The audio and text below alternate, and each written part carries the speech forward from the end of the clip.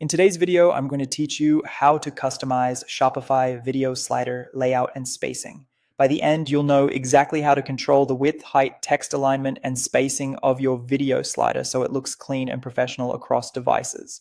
First, log into your Shopify admin and head to Online Store, then Themes. Find your active theme and click Customize. This opens the theme editor, where you can change how your storefront looks without touching core theme files. In the editor sidebar, select the video slider section. Depending on your theme, it may be called video carousel or similar, but it will include your video slides. Once you're in, start with the layout controls. Choose between full width and boxed. Full width stretches the slider edge to edge, which is great for bold, immersive designs. Boxed keeps the slider within the page's content width for a tidier layout, often better when you have lots of surrounding text or side elements. Next, set the video height. This controls how tall each slide appears. If your videos are getting cropped, reduce the height until important content stays visible. If the slider feels too small or lacks impact, increase it slightly, but keep mobile in mind so it doesn't overwhelm smaller screens. Adjust text alignment for any captions, buttons, or headings layered over the videos. Center alignment is the safest for hero-style sliders. Left or right alignment can look more editorial, but make sure the text remains readable against your footage.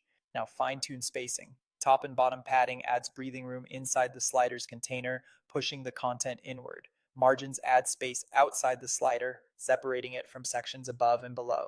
The slide gap controls the space between individual slides. Increasing the gap helps distinguish each video, while a smaller gap creates a seamless, continuous feel. If you need more precise control, add a bit of custom CSS. In your theme's custom CSS field, paste this simple snippet by video slider. Padding 20px 0 video slider dot swiper slide flash margin right 15px.